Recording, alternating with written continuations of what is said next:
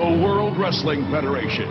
For over 50 years, the revolutionary force in sports entertainment. Oh, it's live, pal. We're really glad that you're our friend, and this is a friendship that'll never, ever end. Everybody three count. 1, 2, 3. 1, 2, 3.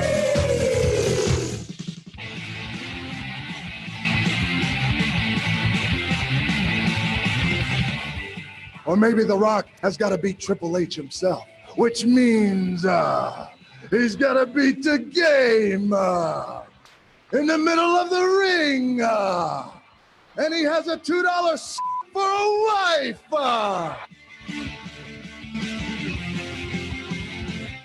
You're too damn selfish, and that's why you're sitting there with a bad leg, and that's why I kicked your leg out of your leg.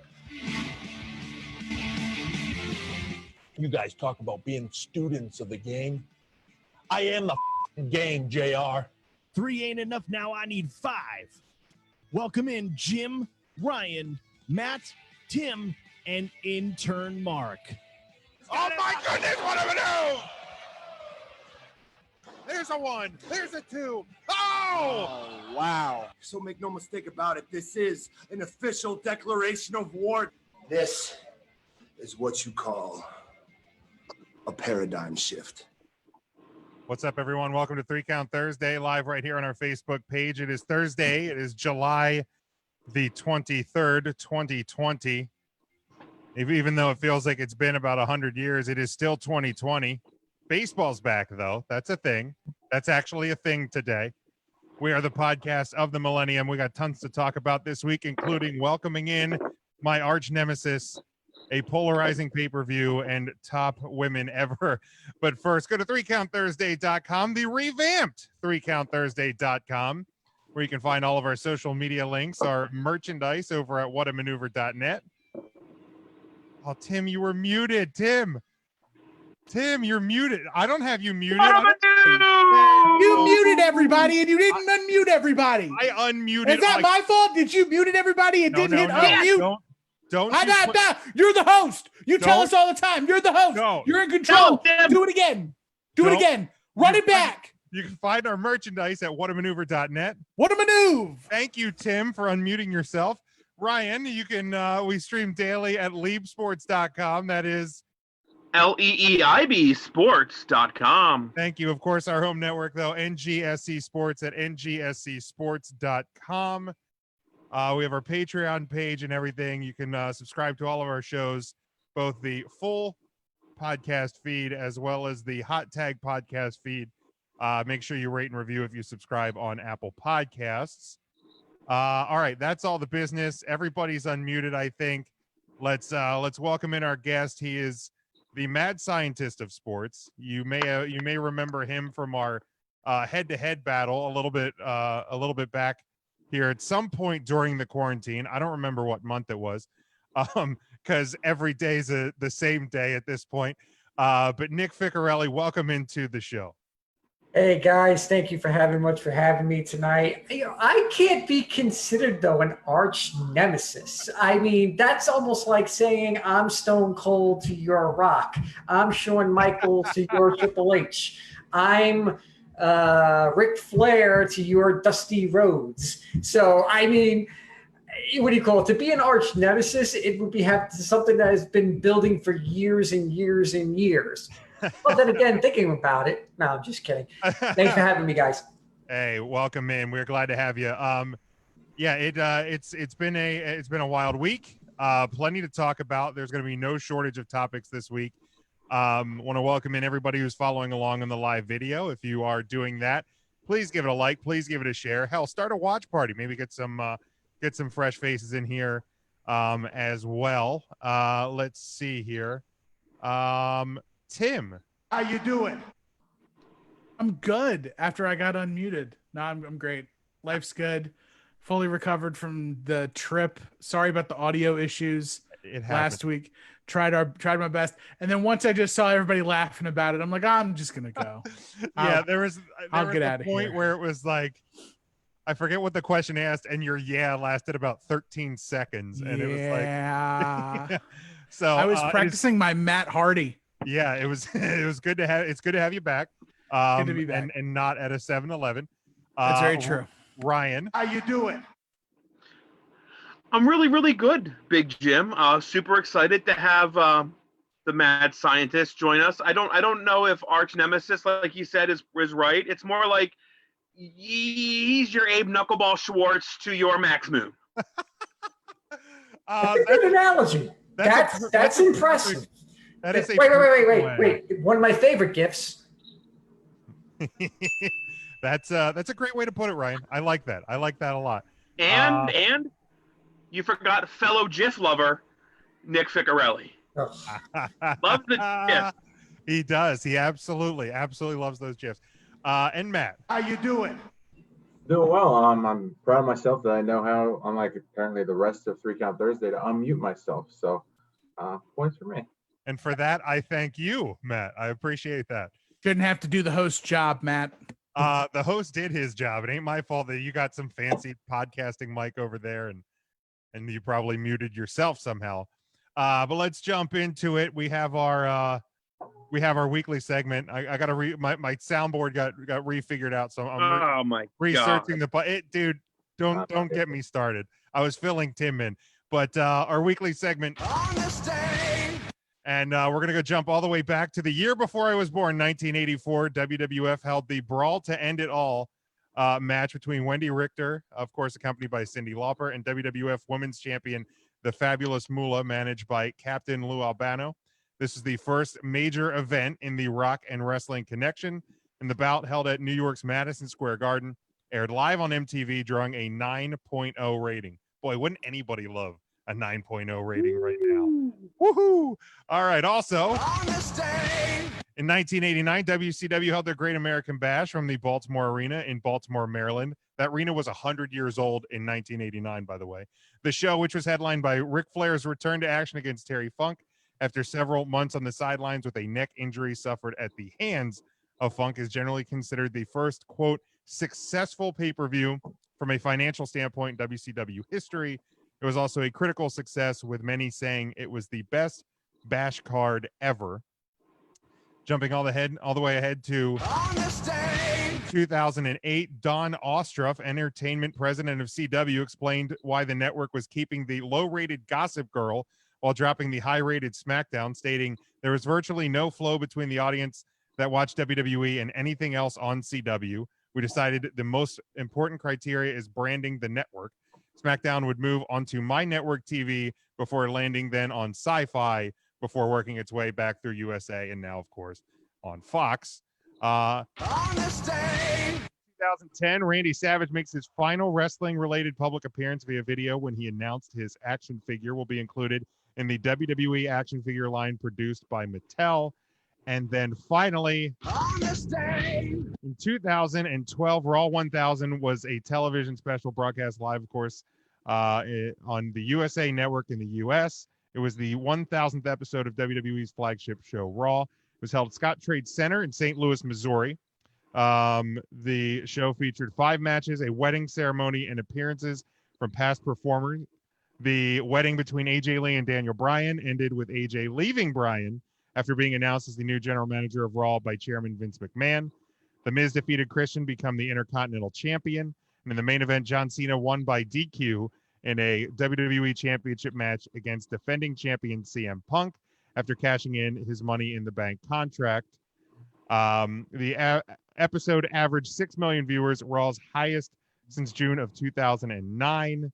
The episode also started the permanent and sometimes bemoaned 3-hour format, which had previously only been reserved for special episodes. That was for July the 23rd. Well, wouldn't anybody love a 6 million viewer at this point? Any show would love that at this point. Before we get into the pay-per-view recaps from this past week, and of course, I had done my Slammiversary review, so we won't dive too deep into Impact. But Tim, since this is your baby, your masterpiece, let's recap a little bit where we are with our greatest entrance themes ever tournament. So we are firmly into the second round, the round of 32. We are working ever so closely towards our Too Sweet 16, where we can figure out as we get one step closer towards finding out the theme of the of immortality. Just to recap all the matchups, reminder, you have until the end of the day Friday, so midnight Saturday morning, right at basically vote after SmackDown. You're probably going to bed or you're going out and getting something to drink, and you're coming back and you're gonna drink and you're gonna pass out on the couch. So either way, get your votes in. The link is tinyurl.com/3count round 2 or 3CT round 2, where you can put your votes in. And just to go over the matchups really quick, as we'll pass it around, but starting in the Toronto regional, the number 1 seed Edge is taking on fellow Canadian Bret Hart. So Edge's theme Metalingus versus Bret Hart's theme Hitman. The Let Me In Fiend theme taking on DX's Are You Ready? The Common Man Boogie's taking on Catch Your Breath, the Finn Balor theme. And I Came to Play, the Miz's theme, is taking on Judas. So is there any matchup from the Toronto regional that tickles anybody's fancy a little bit more than the others? The one I circled, because I looked at each of the 4 brackets, and the Fiend and DX is the one that I circled. Like that one is the most intriguing. Although, I mean, obviously, I'm curious to see how many Bret Hart loses by. I should say that. I don't see him beating Edge, but I just want to see how many votes he can get. But I think the Fiend versus DX, super intriguing matchup in that bracket. Anyone have a different thought on that matchup or on that bracket? I think Bret Hart might have a chance if he has like a stroke of luck or something like that. He may be able to pull out the win here. I don't know.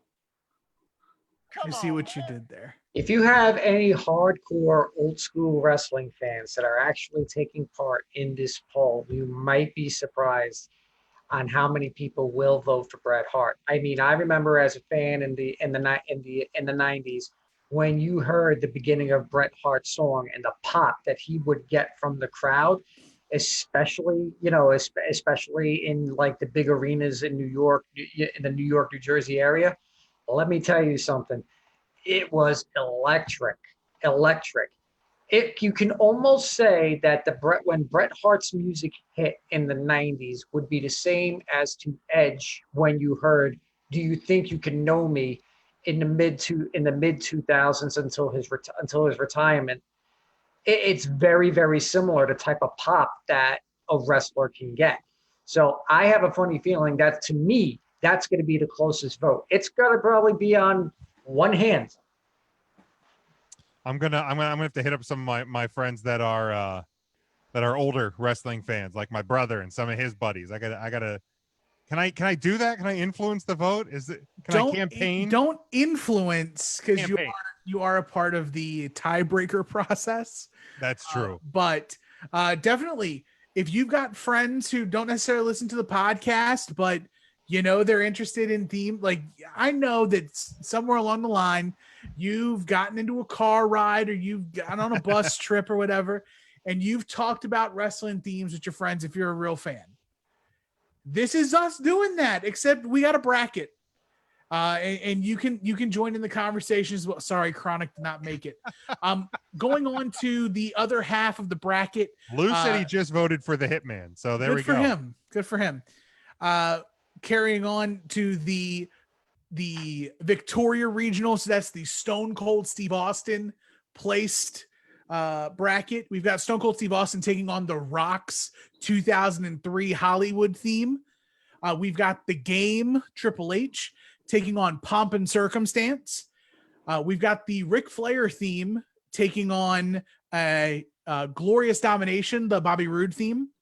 And a tough matchup, at least for me, Bad Street USA taking on No Chance in Hell. So of those four matchups, gentlemen, what seems to wet your whistle? We'll go to Matt. I think overall the No Chance in Hell one would for sure, just because I think that's the last McMahon we have in the fight here, fortunately. So I think that one, just to see if we get a McMahon theme song into the Too Sweet 16, intrigues me. I have Austin and The Rock circled because, like, I mean, does it get for people who were children of the Attitude Era, and even, you know, adults, young adults, or whatever, like, is there any two other superstars / themes that you can boil it down to? And the fact that we get this in the second round is just banana. I'm Very going to banana. go with Triple H and Macho Man. That's a really good one. I think that matchup is, as Jim said, with Stone Cold and The Rock, for this to be a second round matchup, it's just insane. I mean, I already placed my vote because, being that I'm not part of the show, I can take part in this lovely little thing here. But I actually voted for Macho Man. I mean, same thing as I said about Bret Hart. When you heard Pomp and Circumstance and you knew Macho Man was coming out with Miss Elizabeth or Sensational Sherry, you know, the pop, whether it was cheers or boos, was just insane. And, you know, Triple H, when you hear the game, you know, time to play the game, bam, bam. You know what's up. Yeah, exactly. You know what's up. So this to me is like the wet my whistle matchup in what I'm calling the group of death. This could very well be the group of death. You haven't heard the other brackets yet, but easily so far, this is a tough bracket. I've seen the other. Okay. Yep. So the Venice Beach Regional. So this is the Real American led bracket. We've got Real American taking on the NWO Wolfpack. We've got the Brood theme taking on Batista's I Walk Alone. We've got Unstable, the Ultimate Warrior theme, taking on AJ Styles' TNA theme, I Am. And Enter Sandman taking on the classic NWO theme. Now, before we go around the room, Matt, and Ryan knows about this, I had a button ready just in case. Just for you, just in case Shane McMahon had won. I'm going to hit it anyway because I didn't want my efforts to go for nothing. But if Shane McMahon had beaten the NWO, you were going to get this. The best in the world.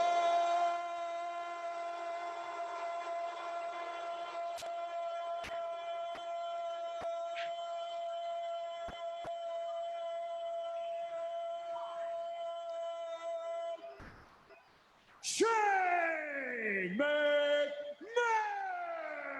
I was about to say it's a 2-hour program.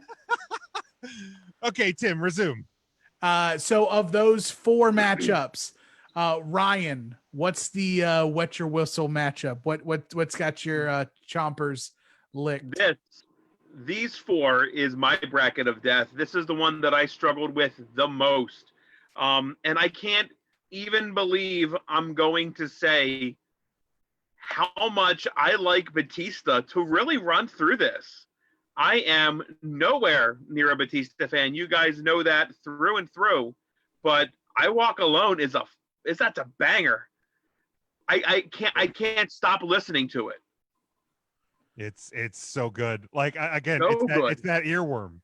Like whenever that music plays, inevitably 2-3 days later, still going in my head. It's like the Chronic theme song, but like exactly the opposite, because you don't want to like immediately turn it Oh off. my God. You hear the whole thing like again and again. I just want to point out that this to me was the shocker bracket, because I really expected the Undertaker to beat the NWO Wolfpack. I mean, I voted for the Undertaker, and when I saw him knocked out in the first round, I was like, these fans have no idea what they're talking about. And then I was actually kind of shocked about the Four Horsemen losing to the Brood. I mean, again, I'm sending my age because I remember the Four Horsemen back in the mid '80s when it was Ole, Arn, Tully, and Rick, and JJ back then. But to me, the one that wets my whistle, and I'm actually going to call it. I think the Sandman's going to beat NWO. Ooh. Like for me, you're the shocker of the bracket for me of this region was Sandman beating Mr. Perfect. To me, that blew me away. I'm like, to me, Mr. Perfect is one of the best themes of all time. But out of these ones, I have the Warrior Styles matchup because, like, to me, that AJ Styles theme is all time. It is so good. But like, my fear is not enough people were into TNA and are truly aware. I mean, there's the playlist. When you go to vote, the playlist links are there. But like, if you don't necessarily have that connection to that AJ Styles theme, Warrior's a tough one to top. That's very true. Very, very true. And closing out the bracket is the St. Louis Regional, led by the #1 seed Voices. The Randy Orton theme. It is taking on TNA Classic Trouble, the Ethan Carter III theme. We've got It's All About the Money taking on Shinsuke Nakamura's The Rising Sun. In a throwback to Jimmy Hart classic 1990s WWF themes, it's Sexy Boy taking on Snake Bit. And What a Rush, the Legion of Doom theme, taking on Cult of Personality. So of those four matchups, what's got you guys most interested? I think this is the one where we see the #1 seed upset. I think that the EC3 has enough of like crowd appeal that we see Randy Orton's song go down. I think of the ones in this, for the toughest for me to pick is HBK versus Jake Roberts, because I don't necessarily like either of those themes that much. So really, the rest of them, yeah, HBK didn't even make, I think, the top 25 that I submitted, despite him being my favorite wrestler. I never really cared for the theme song in general. But just looking at that one, the rest of them I think are pretty easy for me to pick beyond that one, just because I don't necessarily have a strong tie to either theme song. I'm actually going to go with LOD and CM Punk. Now, everybody knows about Cult of Personality. I mean, because it's CM Punk, but anybody that's anybody should know when you heard Rush and then the big guitar bang, you were like, okay, this is about to pick up. Someone's about to get their butt whooped in the middle of the ring. So, I mean, when I started doing my voting for this, I wasn't basing it on name recognition. I was basing it on the music going into the ring. And for me, this particular matchup, LOD, you just wanted to like jump out of your chair and like charge to the ring with them. That's how intense, that is. I mean, let's think about it. CM Punk, it's a song by Living Colour. It's something that was commercially made back in the 90s. I mean, it was a good hard rock anthem in the 90s. LOD was original. Yeah, I mean, and that's where some of the interesting matchups, throughout the entire tournament is when you get into those, if they used a song or if it was, more of a song versus a traditional entrance theme, like classic wrestling theme. But Charlie in the comments here says he thinks that the CM Punk theme should make it to the Final Four, which is, I think, a pretty strong claim coming out of this bracket. Mine, the matchup I'm most curious to see what turns out is the Randy Orton EC3 one, because, like, don't get me wrong, I love this Randy Orton theme. I'm still not 100% sure it's even the best Randy Orton theme, though. Over what? Burn in my light. Yeah. Are you serious? Absolutely. Love that theme. That's the third. When he used Evolution as a theme, that was better than this. I loved Burning My Light, but EC3, like Trouble, like I freaking love it. I love that theme so damn much. Like I want it to at least upend the number one seed in this bracket.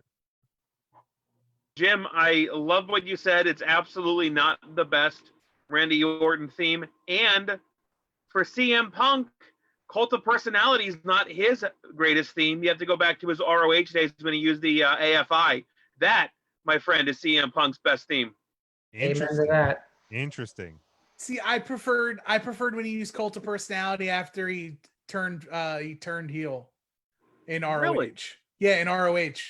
He used it after he signed the WWF contract on the belt. He switched the theme. Switched it over, yeah. Yeah, that's when I preferred the CM Punk, because it reminds me of the Summer of Punk, which led me to the other Summer of Punk for WWE. So it's a lot of continuity on that part, and just the fact that WWE spent the money, however much it was, to get the rights to use Cult of Personality is a big get. They spent the money for Metallica a couple times. But those are one-time uses. Right, I was going to say they didn't do the full licensing on that, because if you go back and watch some of those classic WrestleManias, you get Heavy Metal song number 7. You sure do. Bring Triple H to a WrestleMania, not for whom the bell tolls, whatever. That's fair. Like I never realized that until the one time I was watching an old Mania on the network. And I was like, because I'd searched that one out specifically for that entrance, and then it was like, wait a minute, where's the Metallica? I'm like, oh, they didn't pony up the money. I mean, they didn't even keep "Ain't No Grave" either. Oh, didn't they? Ain't No Grave is not on the WWE network, I don't think. Has anybody gone back? And I don't know how long the licensing time is, but the Boneyard match, have they retained the Metallica songs? I think they did, because of their partner, because they also used Metallica for The Last Ride. They did. So I think, at least for the newer stuff, that's the thing, is how long is it? Because like a year from now, are we gonna get a redub? Watch the Boneyard match, and it's gonna have some random rock song on that, which would dramatically affect the match for me, because I like the fact that they used that was an extra added bonus. I assume on like DVD releases, they would be what was shown live. I think so. I think DVD releases, cover that, but I think the network or any extra airings would fall to the new, when the deal would run out. I mean, I know specifically for the Sandman, like on one night only DVD, it was Enter Sandman. I know the WWE ponied up then, but on the network, it's just like you hear it, but they have the commentary just drowning out the entire entrance, which really ruined that entrance, that moment. I mean, I don't know. That's bad form. Pop for the Sandman. Yeah, that's bad form on the commentary there. Right. Like, let it play. Let the moment breathe. But with all that said, go out and vote. tinyurl.com/3CT round 2. In all of that, there's a link to each of the YouTube playlists. The theme songs are in order. So even if you don't necessarily know exactly what theme we're talking about, instead of going by name recognition and the wrestler, listen to the theme, because the theme that they're going up against may not be the theme you're thinking of. So thank you. Tim, use the playlist. Round 2 is spelled out, correct? Because I'm going to throw it in the comments here. I think it's I'm not sure off the top of my. I can type it. Hold on. I'm going to throw it in here, and I'm going to see if it lets me go to it. It's not going to let me go to it. Well, I put it in there. Hopefully, it's the right one. Yep, it's spelled out. Okay, cool. So you have again until tomorrow night at 11:59:59 plus 01 to get that in. and get your vote in for this round. And of course, as usual, we will reveal the next round and open the voting during Raw this coming Monday night. Okay, let's jump ahead and jump back to this past Sunday. Of course, WWE Network, the horror show at Extreme Rules. You can go say over that name again. And the worst part is every time I went to type the thing out, for some reason I would always like I would always jump the last part of the word horror, and just so I'd go like HORROW, and I'd have to go back and correct my damn spelling. But yes, it was the horror show at Extreme Rules. Not going to go over match by match. Now we will talk about the swamp match, because I think that was a very polarizing match from the show. Is there any? And let's talk about the eye for an eye match, because I feel like this is like the biggest point of contention on this show for everybody. Yes, Tim. I'll start. Go ahead. Seth Rollins and Rey Mysterio tried everything in their power to make a match in which a dude is going to pull the eye out of another dude's head as entertaining as possible. This match was, if you take away the handcuffing of the worst gimmick match ever, and this includes anything on a pole, this includes Kennel from Hell, period. Prison? Worse than Punjabi prison. You have to pull. I can suspend my disbelief for just enough, Jim. But to actually pull somebody's eye out, now you could say you have to gouge somebody's eye, you have to make them blind. The Road Warriors busted Dusty Rhodes in the eye with a spike. He was blind. They've already blinded Rey Mysterio. So, like, use that instead of this prop candy gumball eye. And apparently that was the second part. There was a whole prosthetic that they shot with. Yeah, and the Vince, CGI. he's like, oh, this is shit. Throw it away. CGI. Get it? CGI. Yeah. You got it? You Sure, got that? whatever. Either way, Seth and Rey had a great match. They tore it down.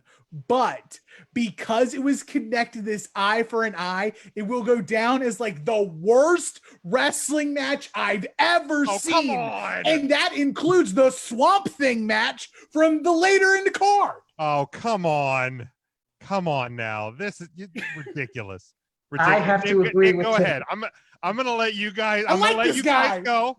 I'm No. gonna let you guys go, and then I'm gonna get my shit in. Not just this match, because it was an awesome wrestling match. It really was. This could have been a match of the year contender if it wasn't for probably the most stupid, asinine stipulation I've ever heard before in my life. And when it happens, and to have it exasperated even more with Seth Rollins physically puking, I sat there and I was like, you ruined something good. This, on top of other things that happened on this card, in which this card could have been completely banger. To me, this one ended up being a crap show. A crap show. A 100% certifiable, non-negotiable crap show. They had something special. They really did. They had something special with a lot of matches. And because of these stupid stipulations and eye for an eye, it was a crap show. Anybody else? The crap show at Extreme Rules. He's not wrong. He's not. Here's the deal. JR, if JR was calling this, he would have said slobber knocker a dozen times. They were hitting. They were fighting hard. Really good match. But why ever book the match? Why ever do it? It's why would you? And I don't even know how you're gonna pop somebody's eye out on the corner of the steps. Like jam it in, sure, break an orbital bone, maybe Russ Vitale. I don't know how that happens. But and then he gets a fishing bobber? Is that what that was? Ping It pong wasn't ball. a fishing bobber. The line wasn't the line. It wasn't a straight line. That was not a fishing bobber. Was not so that Fake was news. just like Fake news. Got it. All right, was not a fishing bobber. And then, honest to God, Nick, I'm going to disagree with you a little bit. I actually liked the vomiting part. Like, if I gouged somebody's eye out, I would probably be sick about it too. But then after, see, the thing I have a problem with the vomiting part was this. He's the Monday Night Messiah. He said he was going to tear someone's eye out. He actually, quote unquote, tore someone's eye out. To make Seth Rollins vomit like that in a pretty gross sort of way, because I really would like to know what he ate for him to vomit yellow chunks that look like bile, to be very honest with you, like he hadn't eaten. It just like to me was more overkill than what already happened. It was beyond the overkill that already happened. If you say I'm going to do this, you do something, and you don't necessarily, you're prophesizing a major thing that you're going to do, and it's something to this level, gouging somebody's eye out. Have you ever gouged somebody's eye out? You don't know what that's going to look like. I can tell you, Matt, I'm going to come to your house tomorrow. I'll pop your eye out of your head. I can tell you that. I've never done it to somebody. If I do it, I might get queasy enough to puke. I don't know. Jim, wouldn't you shit if you had a glass eye? I probably would. That would probably surprise me. If anything deserved the cinematic experience, it should have been the eye versus eye match, because then you could have used movie prosthetics and stuff like that and have someone that deals in horror that can actually, show exactly what needs to be done for an eye popping out of the socket. Oh, they have Savini.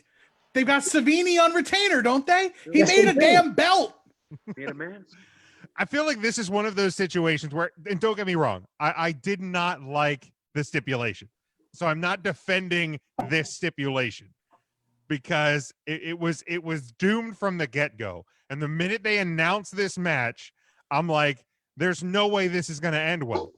There just isn't, because either, it's going to be a CGI situation where it's over the top or whatever. It's a prosthetic, makeup, Hollywood style, whatever, or they do something like they did. And no matter which way they did it, the end result would have been, if they would have went ahead and did, there was going to be a sector of the wrestling fan base, whatever. I could have accepted it more if it was cinematic.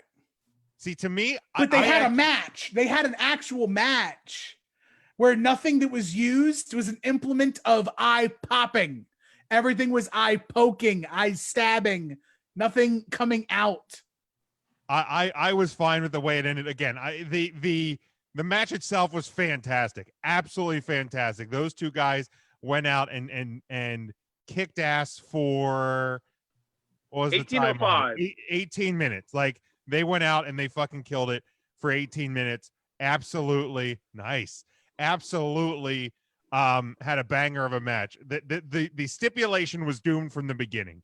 Personally, I had zero issue with the way the way they chose to end it. I mean, whatever. It is what it is. I was more surprised too that I honestly did. I thought that this was going to be a way to get saying I can't help it. I'm talking about me. That's the correct way for me to describe myself at this point in time. Ooh, me upset. Me upset. Me happy with result. Me happy with how they did. He poke eye. Me okay with it. There. Is that better, Ryan? Does that make Thank you. happier? I can't believe you don't have sound effects for eye gouging popping. I don't. You're usually my popper, but you haven't my popper. I don't have a good microphone. You can't come to the studio for the last 4 Can't do months. it. Goddamn 2020. Thanks, Corona. But me have no problem with the ending of this match. Matt, any thoughts? Anyway.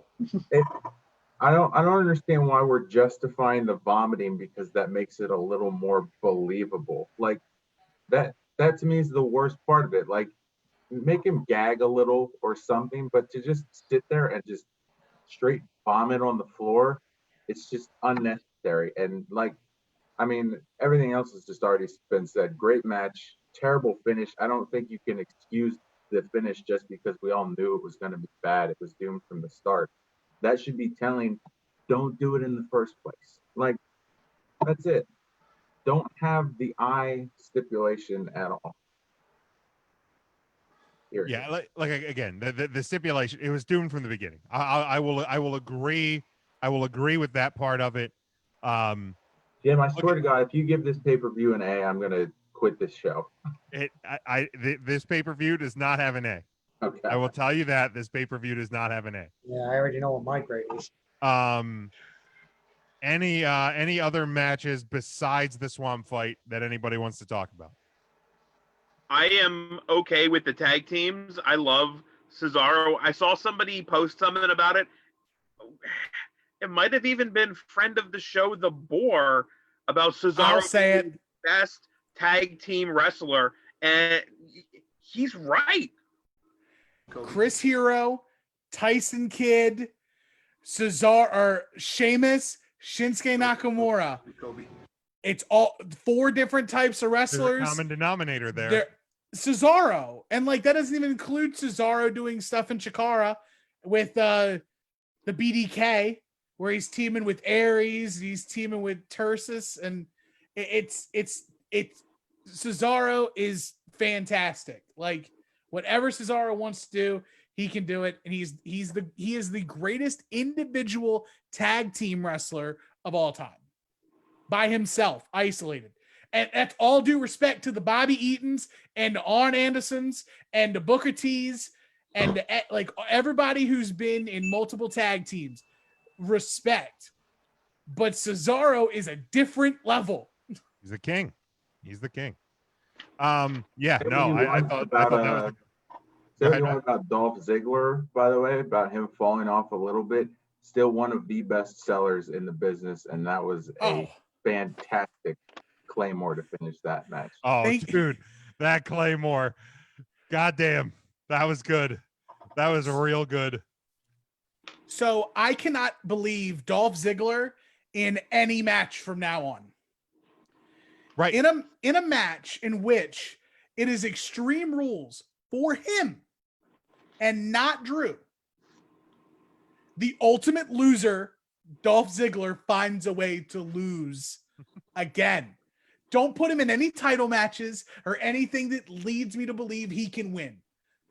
Well, you're going to get one next week, unfortunately. I hope the stipulation is Dolph is done. It could be possible. That's what I hope. I've seen that hypothesized that it's going to be title versus career. Good. Well, Why? For me, Asuka versus Sasha Banks. Jim knows this very well.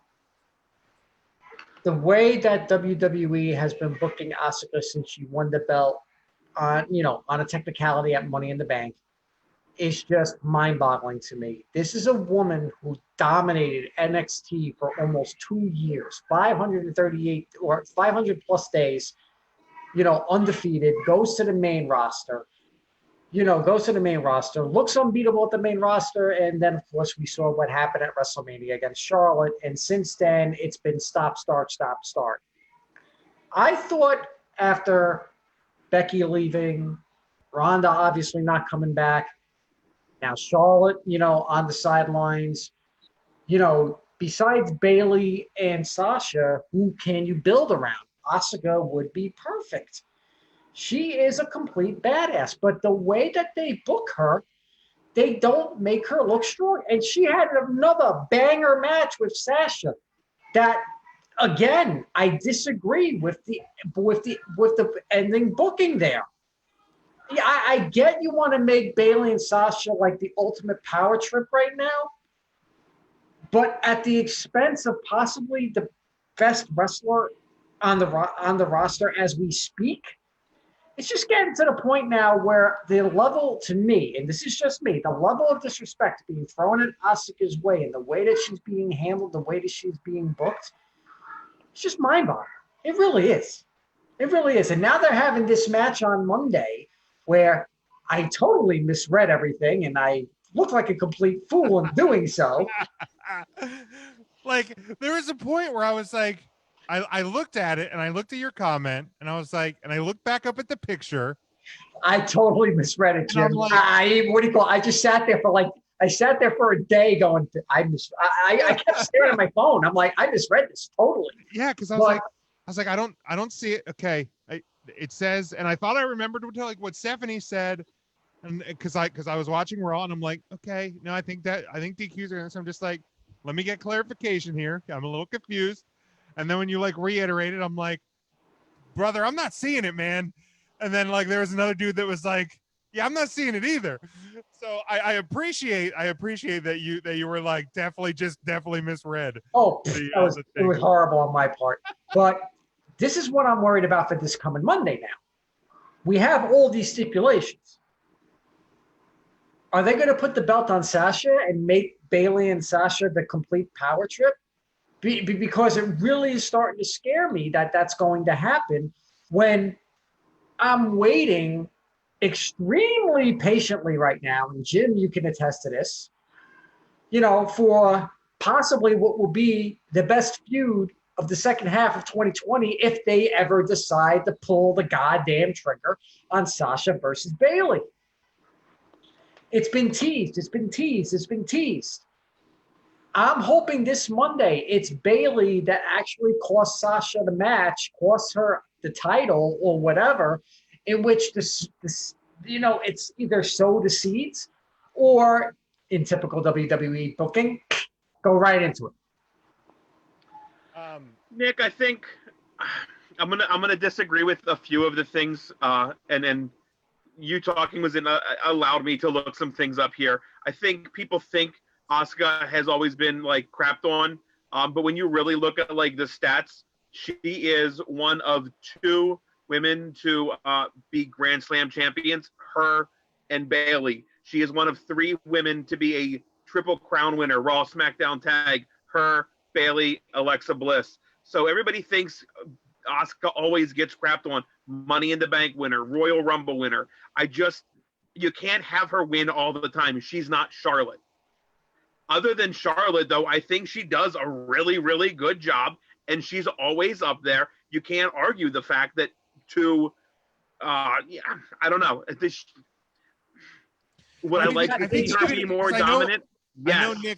I know, Nick. Even one of your arguments is like in the post Money in the Bank situation. You're saying that they're booking her as somewhat of a weak champion, but like I still don't even necessarily see it. And I understand that like you had the double count out at Backlash. I think it was at Backlash with her and Nia, but like part of the issue with the women's division is like you have like Bailey, Sasha, you had Becky, you had Charlotte. Like Bailey, Sasha, Charlotte were booked so strong. Then you had Kyrie and Asuka that were near the top, but it just wasn't always there. And then there was kind of everybody else. Like the Iconics have been misused as a tag team. Since day one. Like Nia Jax, obviously, she returned from injury, and you like right, wrong, or indifferent, the WWE wanted to get her back in that title picture right away. And the only way you can do that is to look strong against somebody who's legitimate.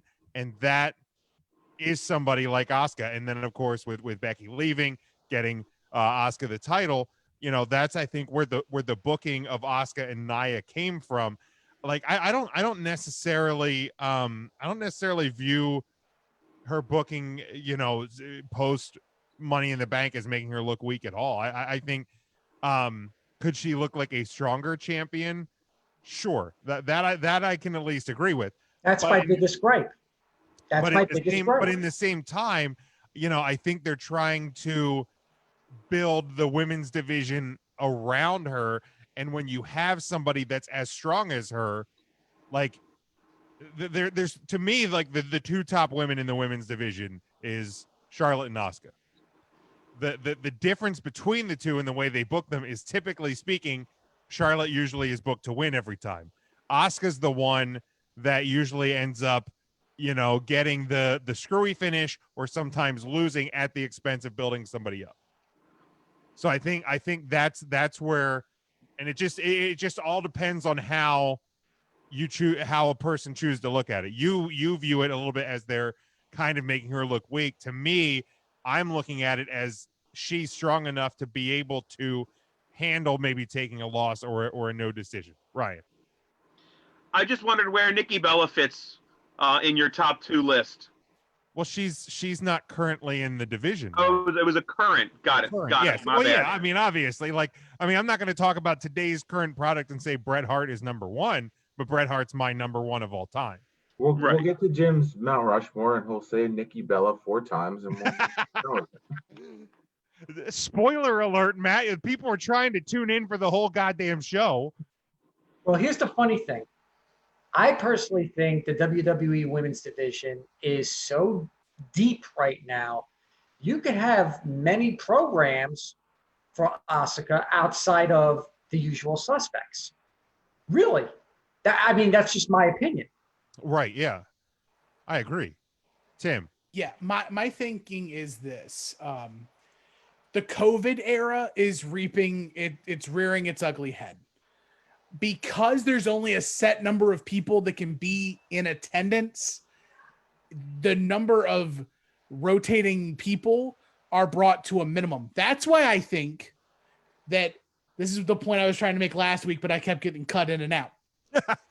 Sasha's gonna be champion because I think for the remainder of the COVID era, we're going to unify championships at SummerSlam. See, that's We're going to get Becky, Bailey versus Sasha, 1 women's champion. We're going to get Braun, Drew, 1 champ. That way, the COVID, especially with everything with COVID, there's not enough, at least on the SmackDown side of the world title picture. Who other than Braun Strowman is going after Bray, or who other than Bray Wyatt is going after Braun Strowman? Agree. Yeah. And with the women's championship, Becky being gone, like on the SmackDown side, who's your believable contender to Bailey as champion? Shayna Baszler. She's on Raw. Shayna's on Raw. Oh, yeah. Shayna's on Raw. I mean, hypothetically, we could have a trade, but you can put her wherever you want. But then again, you take her away from Raw, then that's one less reliable contender.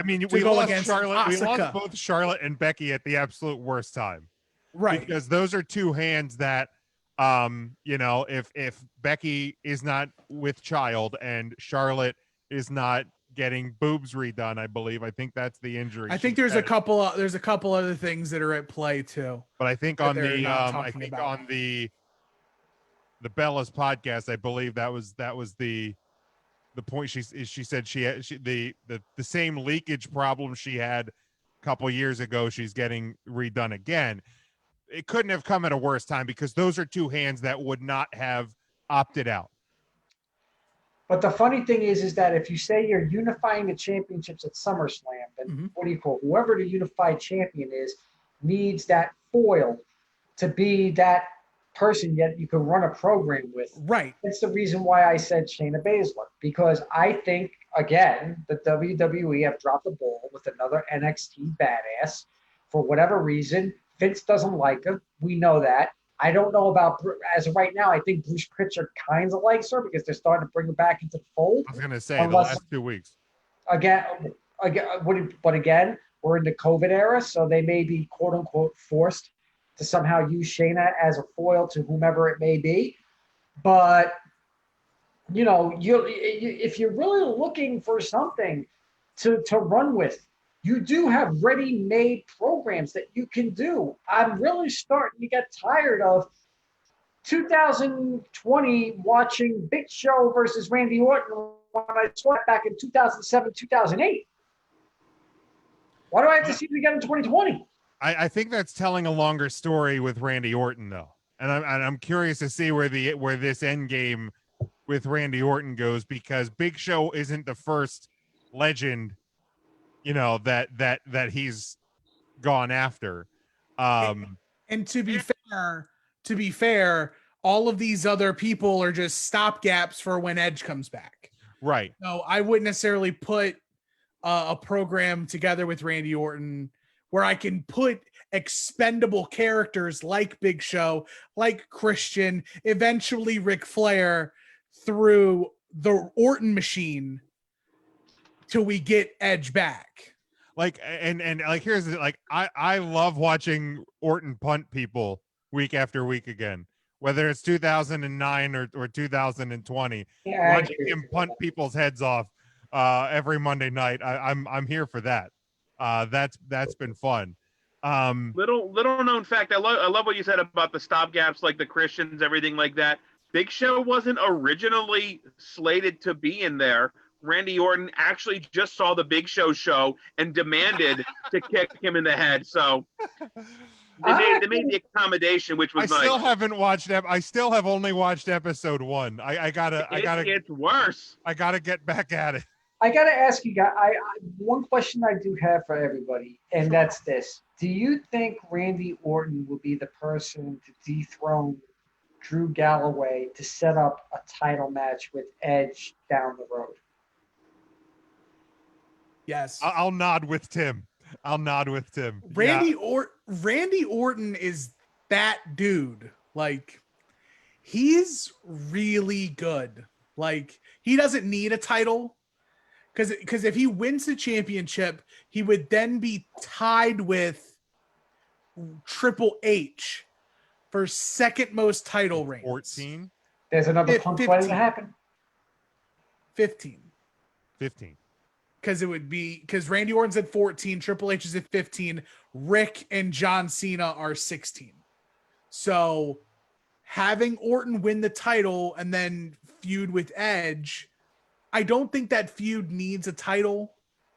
I think that this feud is bigger than that. I think the Edge run we're going to get here is very analogous to the Shawn Michaels run we got when he came back in 2002. Like, and granted, Shawn did win the World Heavyweight Championship shortly after returning, but he lost it like the next month at Armageddon to Triple H during Triple H's reign of terror.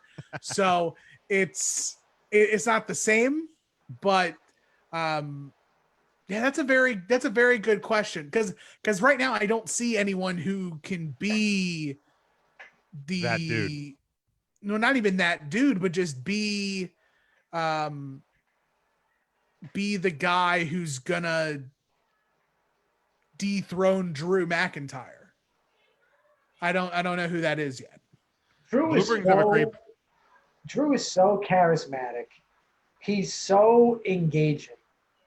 And his in-ring skill for a guy of his size, he actually, he is the total package. This is the Drew McIntyre. I was about to say Drew Galloway. Wow.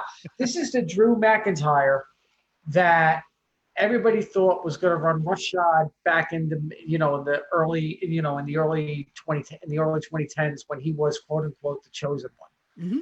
And how he reinvented himself on the indie scene to come back NXT champion, a little bit of a stop-start on the main roster because he was part of the Omni Shane era, as I like to call it.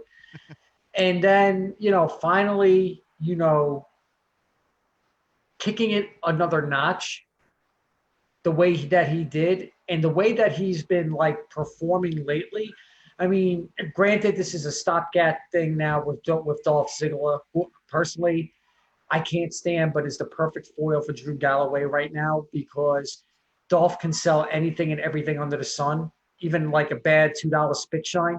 Look at SummerSlam last year, the Goldberg thing. I mean, I fucking hate Goldberg, but that was a great segment on that SummerSlam. Oh, absolutely, 100%. So I need to know what WWE is going to do with Drew after he's done with Dolph. I mean, where do they go from here? The only logical choice for me is Randy. It's the only logical choice. Ryan? But according to where I'm prognosticating, we're heading towards SummerSlam. If we're unifying titles, his foil is Braun. It's champion versus champion. Braun's already gone on record. To say he wants Drew McIntyre at WrestleMania. Move it up. What's the second best option? What every pay-per-view in the COVID era has had a gimmick. SummerSlam, the biggest event, biggest party under the performance center with their biggest fan in attendance up in the sky. Like, WWE has unified titles before. When they're stuck, it makes perfect sense if you look at it this way too. Paul Heyman was just fired from Raw. That's a great Bruce point. Pritchard is now in control of both Raw and SmackDown as executive director. And between the countdown to Fucktown and AJ Styles on Twitch, we know that Paul Heyman was a problem. And so the vision is uniform. They're getting a bunch of heat from having too many people being in the performance center. Now you got to wear masks. There's a whole bunch of stuff.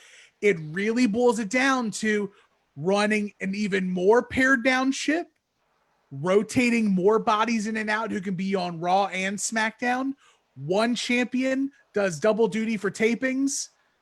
It's one less body that has to be around. I mean, it's right. And then you don't have to do the convoluted. You can do the same thing with the tag titles, because what the hell are the tag titles doing? Street Profits versus Cesaro and Nakamura. Yeah, it would MVP, be a bummer to see versus one of AJ those Styles. lose. Like, what's the Intercontinental Championship doing right I think now? you would still keep the two mid-card titles there. Not the last time they unified all the titles. Last time they unified all the titles. They just redid both of those titles. I don't. What?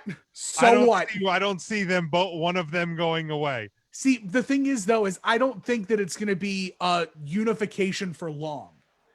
I think that this is a absolute temporary. Do you think they're going to actually come out and audibly say it? Like, look, shit sucks right now. This is what we're doing right now. You can say that these times are the most unprecedented in the history of the World Wrestling Federation Entertainment. We just saw a unification. We saw John Cena versus Randy Orton. No. You're missing it. We just saw a unification, and look how well that happened. 1 week later. Well, no, we didn't see a unification. We saw a guy win 2 titles. There's a difference there. You're talking Keith Lee. Yep. He didn't unify. I thought they were honestly, I really thought that they were going to unify the belts exactly how you said because of the COVID era. And then for him to relinquish the North American title, I just sat there. I was, that was like the big news. And I sat there and I was like, where are they going with this? And I like it. I was honestly a little more shocked that he didn't spend at least a couple of weeks, maybe a month, defending both or, having multiple matches because, he's as good of a hand as you have. He's fantastic. So, open a show with a North American title match, close the show with a world title match. I would have been here for that, but yeah, relinquishing it and the tournament is leading up to a ladder match is fantastic. But yeah, it's going to be really interesting to see what they do. Let's jump into it here because I know this match. I feel like there's 2 lily pads in the swamp. There's a loved it lily pad and there's a hate it lily pad. And I don't think there's a lot of people just swimming in the water. So let's go around the room. We'll go Tim, Nick, Ryan, Matt. Loved it or hate it, and then we'll go back around and discuss. Tim. I, for the most part, hated it. Okay. Nick. Yeah. We'll get to defenses later. We'll get to discussion later. Nick. Are we talking about the swamp? The swamp match. Hated it. Oh, Ryan. So freaking good. Matt. Very good. I loved it. I loved it too. To me, A+. To me, I think they hit it. They hit nails on the head all the time. Tim, we'll go to your defense first. Oh, Tim, I lost his wasn't mute. sure. Were you going to get snacks or were you leaving? I'm about to leave. Oh, I thought it might have been snack time. Oh, it's almost snack time. Arnold's about to show up with some Red Robin. Spoiler alert. It's Red coming through. Robin. God damn. Look, man, I gotta eat. Tim. I don't keep What this time body. is it there on the East Coast? It's pushing 9. So Ryan, what? like you've never eaten something equivalent to a Red Robin meal at 9 o'clock or after. Okay. You caught the tater. Just don't even. Stop it. Cut it out. I have a glandular problem. Tim, we'll go to you. We'll go to you. Why did you mostly dislike it? So I mostly disliked it for just the fact that it just Here comes. Thank you, Arnold. Room service. Lovely people. Ding. So the reason why I'm more in a hate it boat than a loved it boat is I don't even know how. If I can be honest about it, it's because I'm clumping it into the worst WWE pay-per-view of all time. Oh, Like, come on. it's the main event of the most forgettable, nothing happening, inconsequential match of all time. So Alexa Bliss is Sister Abigail, cool, and Braun Strowman got jumped by Braun Strowman, and there's some Matt Hardy Lake of Reincarnation bullshit going on somewhere. I don't even need to describe because Tim's just listing the reasons why it was so good to me. Aside from the fact that I was supposed to be scared at some point because it's a horror show, and there was not one damn crocodile. Well, it wasn't Some Braun ass versus swamp that ZZ. is. It was Braun versus Bray Wyatt. Mm-hmm. And there ain't no alligator. You mean to tell me Nick, there ain't no alligator? Nick, go ahead. Basically, the reason why I didn't like it was this. It was too gimmicky. Way too gimmicky. It wasn't the cinematic experience that I watched with the Boneyard.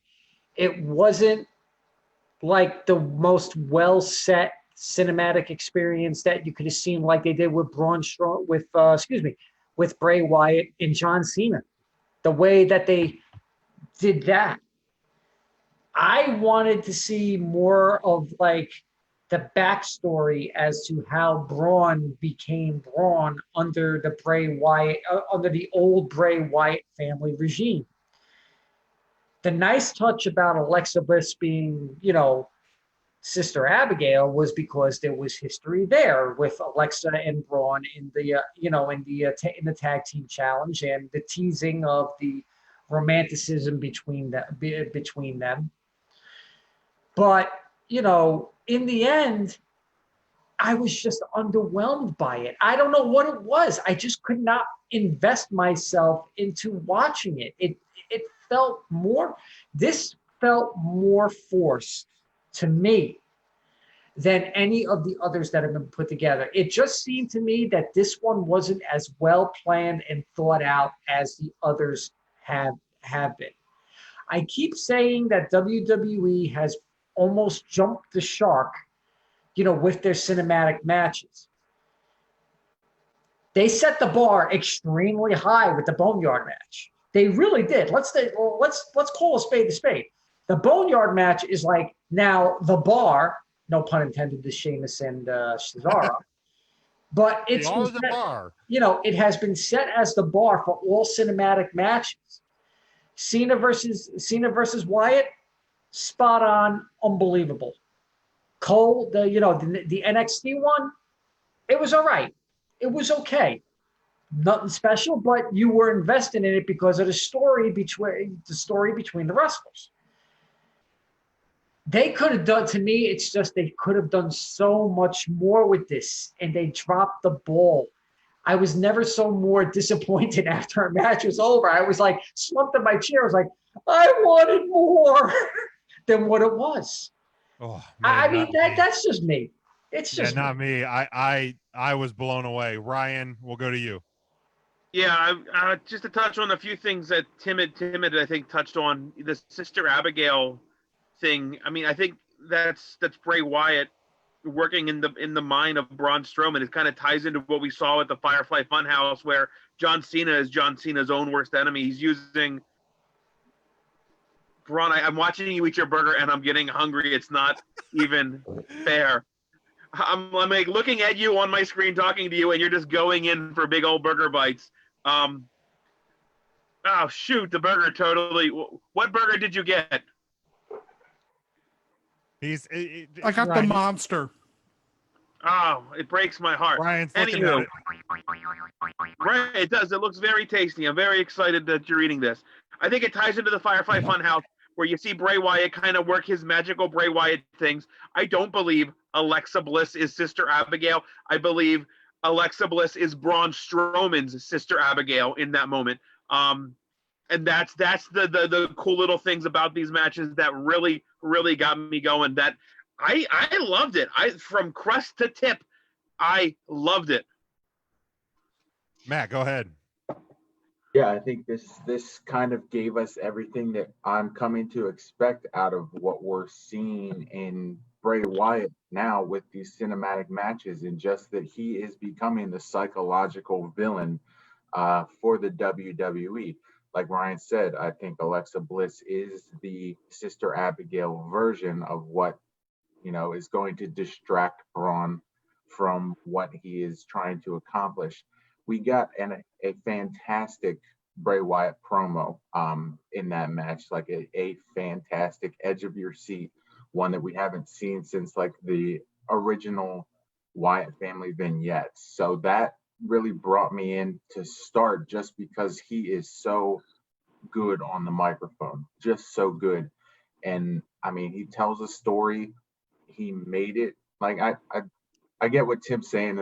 We were technically supposed to be scared, but I think what they do with that, with Bray being in that sense, is he kind of pulls at like the psych. That's always been his thing, and I think he does it so well with these cinematic matches. Like, give me 100 more Bray Wyatt cinematic matches if they're going to be like this. If they're going to be like Firefly Funhouse, I will watch every single one. This is one that I will go back and watch over and over again. Right. I mean, with the Firefly Funhouse match, you had a 15-year career to work with John Cena, and he went back to every moment of it. He went back to the Dr. Thugonomics. He went back to, the prototype John Cena. He went back to all of these moments. Again, John Cena is his worst enemy. When you look at this one, Braun Strowman being attacked by Braun Strowman, the story that they've told us throughout the course of this feud has been Braun doesn't want to go back to the Wyatt family. Braun's his own thing. He created himself. Bray Wyatt in that match proved by Braun attacking Braun, the black sheep Braun attacking Braun, that he was the one, whether Braun wants it that way or not. He was the one that created this monster. Then again, Alexa Bliss tying in, the downfall of Braun Strowman in a way throughout the mixed match challenge was that he got caught up in his love for Alexa Bliss. That's his Sister Abigail. Even at the very end, Braun thought he won by putting Bray Wyatt into the swamp, when at the end, what happens? The Fiend reigns supreme. Like, Bray still wins. Bray still has the control. No matter how much Braun thinks that he can escape what he was and where he came from, he can't. It always comes back to Bray Wyatt. It always comes back to the dark side of Bray Wyatt. To me, that's what this whole thing told us. The promo, everything, every little bit of it, all the callbacks, the Lake of Reincarnation, because that was a chapter for Bray Wyatt. Every part of it, everything tied back to a moment before. And maybe it's because of my investment to the Bray Wyatt character that made me love it this much, because I've been all in on this character since day one. sometimes to my disappointment and heartbreak. But that's why, to me, this hit on every single sector, because Braun thinks he wins. It's like, okay, if he buries Bray Wyatt in the swamp, then it's done. And then the Fiend rises up out of the swamp. Guess what? It ain't over, because you may have beaten Sweater Bray, you may have beaten Wyatt family Bray, but there's a part of this story that you haven't beat. Tim. I may have to go back and watch the match again. But part of like why I don't like it is for all of the sins prior to the match. I mean, it may not be fair, but like, as I said, it being the main event of like an unconsequential pay-per-view, like the match that should have been cinematic wasn't cinematic. So I had to watch somebody's fake eyeball get popped out. We had a US title match that didn't happen. And the challenger's the person who actually has the title, and he bought it and like he made it himself. Like that's kind of something that thing's still like, confusing. It's very confusing. The SmackDown women's title match with Bayley was fair to middling. The Raw women's title match, marred in controversy, not a very clean finish. The tag title match was good. Like it was great. It was a high point, but the high point was the first match of the night. And everything else from that point on just kind of drug it down. And so I was hoping for, by the time we got to the Wyatt swamp fight, that it was going to be able to pull it up, and it didn't. Like it didn't pull it up for me. More so just because, like, not to sound like I'm a broken record with Nick, but it's like they're doing these cinematic matches a lot more. Like there's at least one on every pay-per-view, if not more. And I understand why they're doing it, but it's Vince McMahon who finds a formula that works and then beats it into the ground. Right. And there's the problem in still having monthly pay-per-views. And I get it. You're selling the network. But like you had I can't even remember days at this point, but was takeover in your house. You could have done that at the start of July. There's your July pay-per-view. You could have not had this one. Like,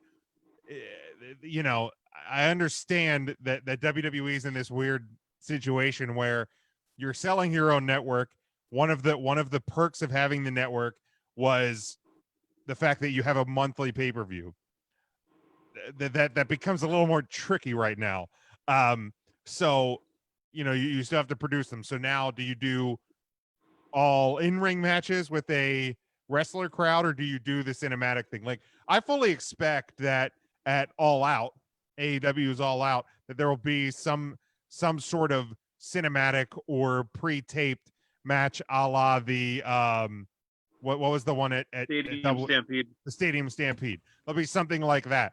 But again, except the Stadium Stampede was a fresh idea, right, of a pre-taped match, right? Because it was also a my match. point is AEW only has pay-per-views May, August, December, and they only have the four or five pay-per-views because they have a well-built infrastructure and they're not trying to outdo their means. Like, you're gonna punish them because they only have four pay-per-views? No. I'm not. But believe it or not, I'm not actually shitting on AEW right now. I'm just stating the fact. I know the track record, so I'm leaning towards. That's fair. That is fair. I'm not begrudging you on that one. I'm just saying, like, them doing a cinematic pay-per-view cinematic match every pay-per-view isn't quote unquote beating the dead horse, because they only have 4 pay-per-views a year. Like, WWE's in a odd, they're in that odd place because they do the monthly pay-per-views, and this is something that was absolutely successful from the beginning, back-to-back nights at WrestleMania. So like now it's and there's been hits, there've been some misses. Again, and for me, this one was a huge hit. This one was a home run. But it's that thing. So are we going to get one at SummerSlam? Are we going to get one at TakeOver 30 on back-to-back nights? Like, you know what I mean? Like that's the question that we're going to have to see over the next couple of weeks. Any other thoughts on this match before we grade the pay-per-view? I think we need to make a really big distinction between like a pre-taped match, like Stadium Stampede was, like the greatest wrestling match ever, and like a true cinematic match. I feel like the true cinematic match, as we look at the ones we really liked, was the Boneyard match, the Firefly Funhouse match, and really the Swamp Fight match. So we're leaving it to like these supernatural characters where it plays into like their story and their character a bit. Whereas you look at like the NXT one, which was just overdone. The Vikings versus the Street Profits, which was just overdone.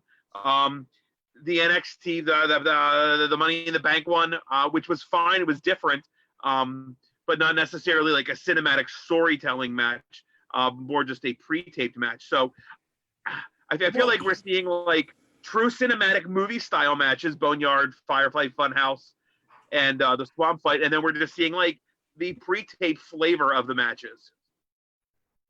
See, I would count Money in the Bank more as a cinematic style, but more so in like the lines of like a comedy or like a Cannonball Run.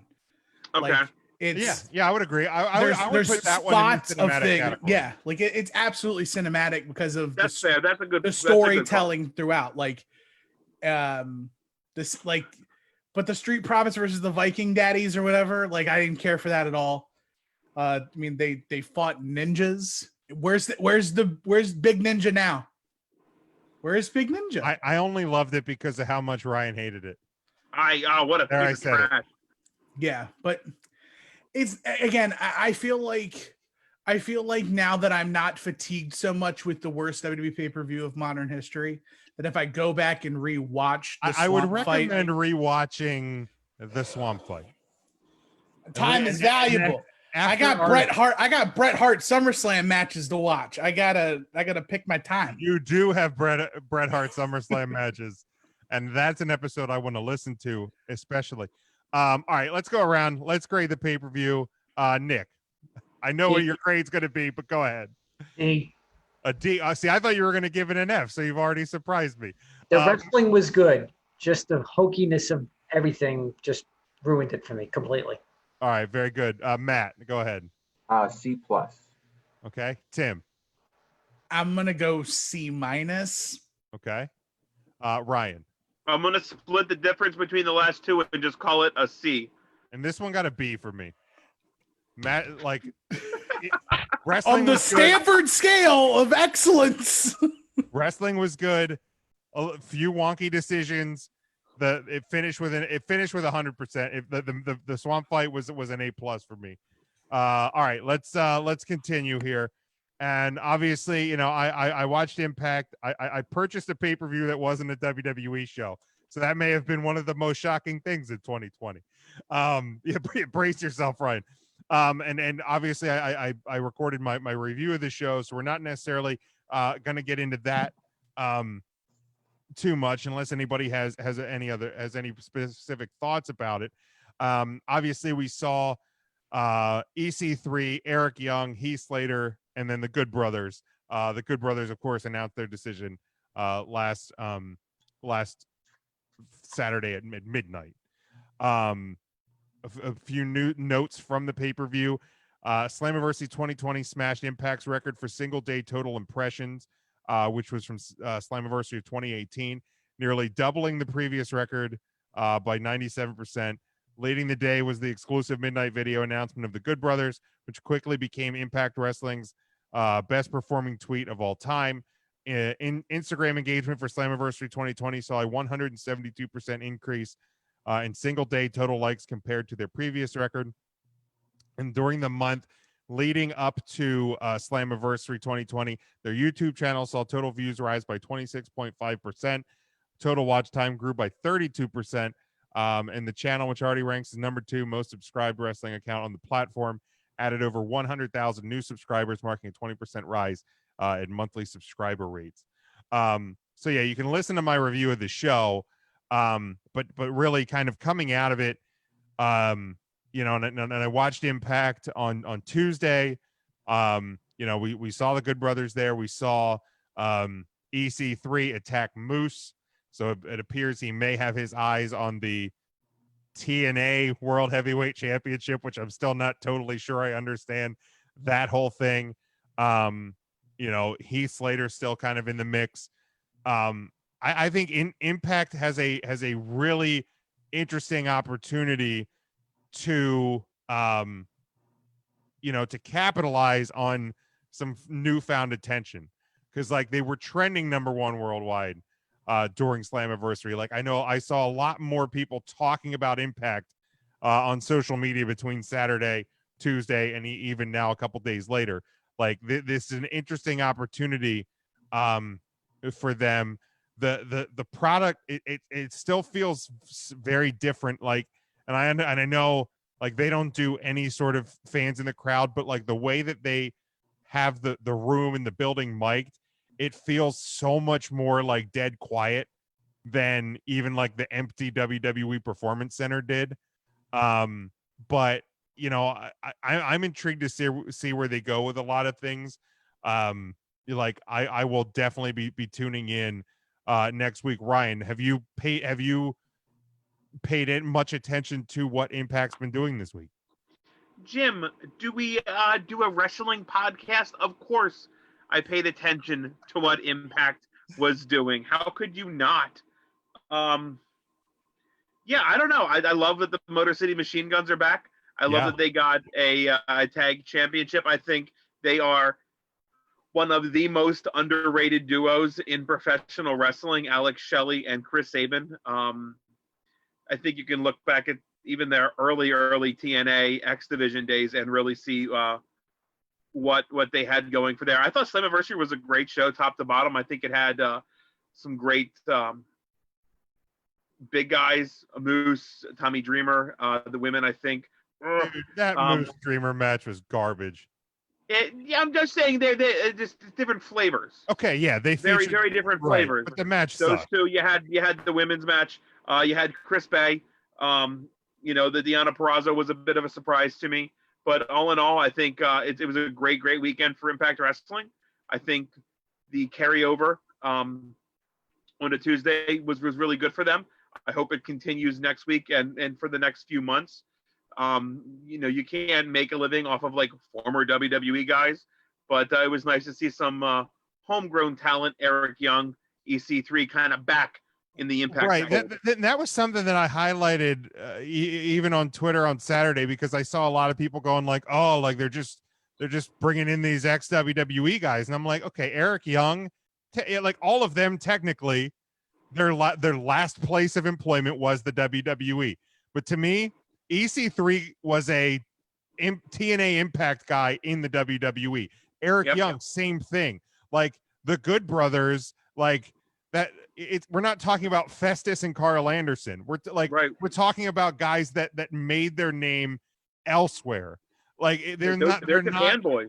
Yeah, like they're not guys that made their names in the WWE. So it's like, yeah, technically they're ex-WWE guys, but like I think it's unfair to all of them, EC3 and Eric Young, Gallows and Anderson. I think it's unfair to label them. Deonna Purrazzo the same way. Like she was in NXT for a cup of coffee. Like people don't know her. Like, I mean, there's people that know her because she was in NXT, but like that to me, that's not why she's known. She was a KPW vixen long before Both that. of them. We saw that match was old hat to us. We've seen that match live years ago, which also that match is on my list of top matches of the year. I'll tell you that right now. That match was fantastic. If there's one match you want to go back and watch from Slammiversary, Knockouts Championship. It was that good. Tim, any thoughts from the Impact weekend that was? Impact has this way of snatching life from the jaws of death. they've survived more TV changes. Paul Heyman's wishing that he ran a promotion in the 2000s instead of in the 90s, because he'd have had all of the destinations that he could land on. America, Puerto Rico, Indochina, Axis. Like, it doesn't matter. They got it all. But can they string it together? Can they make something of this? Because right now, I mean, one of WWE's biggest problems is the fact that this COVID era, they're not putting out interesting, fresh content. I'm curious if they can use, if Impact can use what was once WWE's and prove that those talents can carry a program. It was good to see that Brian Myers is a part of the group now. Oh yeah, forgot about that from Tuesday. EC3 debuting as well, or re-debuting. It's curious to see where other talents are still going to end up. I know there's hotly contested No Way Jose still running around, so I don't know if Impact's going to try to get him. The Assumption or the Ascension, they're still around somewhere. Yeah, I assume they're still wrestling. So either way, like, I need Impact to give me more than just one pay-per-view. They need to string it together and really make something of this. Because right now they got the momentum. Like, the ball's in their court. Obviously, whoever's got Impact right now has the pocketbooks to make some of these deals happen. And if these are exclusive deals or if these are just deals where they can still go and work indies, I mean, that's to be seen. But I mean, I know the Good Brothers are still going to work Japan. Whether they work indies, I don't know. But yeah, that's it. That's an interesting point. Matt, any thoughts to Impact? No, I mean, just kind of echoing what was said. I mean, let's see what they do from here. I think there's constantly that thing with Impact is, Slammiversary is typically not a bad show. But then the rest of the year, just the interest wanes, and then you get to the point where you're like, oh, it's time for Slammiversary again. Like we joked on the last show, if they could do like a recap of the last year. Yeah. If you missed the last Slammiversary and the 364 days that followed it, here's everything that you missed. So I think Impact has always kind of had a very strong women's division. So I think that's something that they could really use as what's going to set them apart, because, we've seen the WWE use women the wrong way, like Nick mentioned earlier. I mean, there's a ton of talent that's just not utilized. And that's always kind of been Impact's strong point. So if they can take that momentum from this show and kind of put those two things together and just generate more appeal, I think that this could be something that, could lead to, being a bigger company that, it's not like a joke like, hey, did you see Impact this week? And didn't. So I think they have the opportunity here. Let's just see what they do with it. Nick, I'm going to say something that's going to shock a lot of people. I've been watching Impact a lot lately. I'm not just an AEW mark that people think that I am. I watch pretty much just about every promotion I can get my hands on. The lead up to Slammiversary was a stroke of marketing genius by Impact Wrestling. Let's be honest.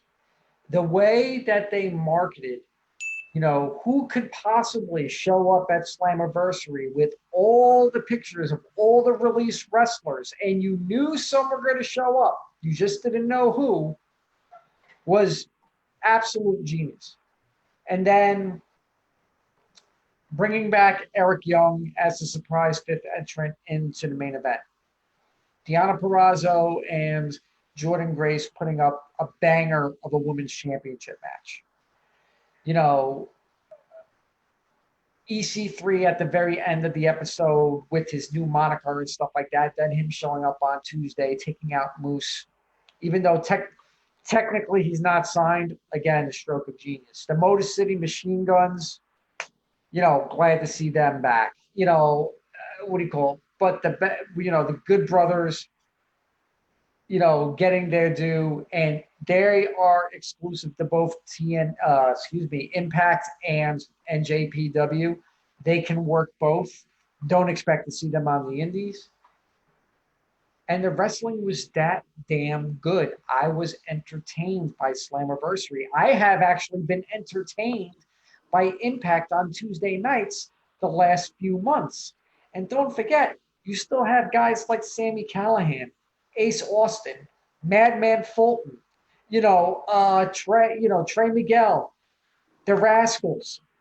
They have some really, really talented wrestlers, and they've been using their roster really, really well.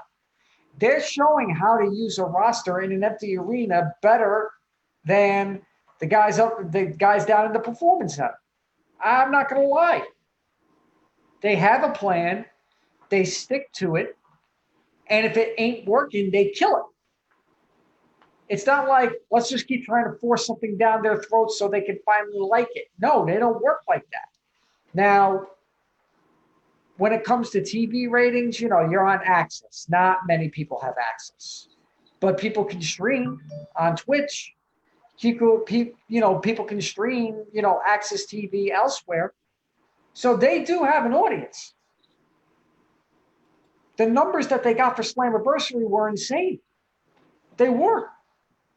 And I think the numbers for this Tuesday night belly the fact that Slammiversary was a huge success for them. Oh, absolutely. Everybody said it best, though. Momentum, momentum, momentum. They need to keep the momentum to the next pay-per-view, which I think is Lockdown. Yeah, I think in September, I believe. It's either late September, early October. And that's So the thing. I have for a question me, really quick. Oh, go ahead, Tim. So I saw some. I didn't see the pay-per-view. I apologize. That's fine. You were traveling. I couldn't get it past all the hotel porn that was there. That's all right. It's a common problem. Yeah. But either way, the Good Brothers came out after Eddie Edwards won the Impact Championship. Correct. Does it seem like they're going to be packaged together? Because if so, that's really interesting to me. I don't think so, because what ended up happening, it's going to be the Good Brothers' first feud. It's going to be with Ace Austin and Madman Fulton. Okay. Eddie Edwards is going to be going into a feud with Eric Young to start with. Yeah, okay. I think it was more coincidence. It was just more that it came down to Ace and Eddie to end the match, and the immediately when he pulls the card out, and the Good Brothers have been teasing, the aces and eights thing. You're starting to wonder, like, maybe Ace Austin is a new hand in aces and eights, and a newly formed aces and eights. And I think that was the kind of the tie-in at the end. And then the Good Brothers attacked Ace. So I think that I don't think that we're going to see a pairing there. But yeah, Impact has tons of momentum, and for me, obviously WWE is always the it starts at Raw. Always watch Raw, then it's sometimes SmackDown. I catch the Wednesday Night Wars. Can Impact hold my attention? They're gonna bring me back in next week. I already know that. It's that's always been the challenge for them. They're always there. And they're never going away. Like, how many times, even in the 6 years we've done this show, how many times have we speculated the end of Impact or TNA? And they stay. So they're going to be there. It's how much are they going to get the attention? Now, in terms of the other talent, because obviously, that there was a lot of speculation on who's going to show up, who's going to be there. Aiden English, obviously Hawkins, Brian Myers ended up there on Tuesday. Premium and Epico, Eric Rowan, Kurt Angle, Leo Rush, the Canellises, No Way Jose, Rusev, Zack Ryder. Sarah Logan was one of the releases, obviously, with her now being pregnant. She's probably not going to end up in any wrestling situation anytime soon. We'll start with Ryan. We'll kind of go around again. Is there a talent that, you know, that didn't appear this week that you're interested to see where they end up and where do you think they will end up? It's a great question, Jim. I'm so glad you brought it up tonight. And I don't have anything written down because I didn't get the notes before the show. But being a professional that I am, I saw that Leo Rush, Facebook friends with him. I'm a big deal. I love Leo Rush. Is taking indie bookings again, looking to work. I think he'd be a great asset to the X division. Don't think it's going to happen. I'd love to see when things get going again with the Ring of Honor, Mike Kanellis, dropping the Kanellis, going back to Ring of Honor where he belongs, where he can be a big fish in a much, much smaller pond, and reignite his career in Ring of Honor. Didn't they actually sign with Ring of Honor? Or were they just on the podcast? They did like a Ring of Honor podcast, which to me kind of tips their hand a bit. But I don't think they've officially signed anywhere. I didn't hear that they officially did either, no. Real quick, before I hand off to anybody else, Impact Wrestling, 18 years. It's finally able to vote. Been around for 18 years. WCW, gone at 13. Yeah, Charlie had posted in the comments here that they've been around longer than WCW. Yeah, 5 years longer. Tim, who are you most excited about, and where do you think they end up? I'm really looking forward to whenever Rusev shows up somewhere. I don't care where. Especially if there's going to be this partnership between New Japan and TNA. I don't know if there's going to be one or if it's just the Good Brothers. I mean, New Japan's partnered with a US promotion before. They've done it with Ring of Honor. They could probably do it with Impact. Probably could. They've had some ties with GFW as well. When Jeff Jarrett was right. That was when Jeff Jarrett was a part of the Bullet Club for about a cup of coffee. That's right. So and we were photographers for them once. Yeah. I think Rusev going to, if there is a partnership between Impact and New Japan down the road, I can see Rusev going to Impact. But if not, then I really want him to go to AEW. Just because AEW needs some like grown men on the roster. Like there's a whole bunch of dudes like between 5'8" and 5'11" who just look like they ride bicycles for a living. There's not that many big wrestlers over there. So sending Rusev over and being maybe when the Boar finally gets his TNT championship opportunity, maybe then Rusev will be. We got close with Eddie Kingston last night. That was a joy. And what a match! Awesome. What a goddamn fucking segment that was. Rusev is 6 foot, by the way. You're acting like Rusev is some giant. He's only 6 foot tall. Yeah, but he's carved out of granite. Every wrestler in AEW. That's a good point. He's the giant in AEW. Adam Cole's also billed at 6 foot too, and then stand him next to Zack Sabre Jr., who's also 6 foot tall, and then tell me that they look eye to eye. I mean, yeah, like Zack Sabre's tall. Like, let's be fair too. Like, Heath Slater looked huge in that Impact ring. Like, Gallows looked like a fucking giant in that ring. Like, and I'm not belittling or begrudging or anything,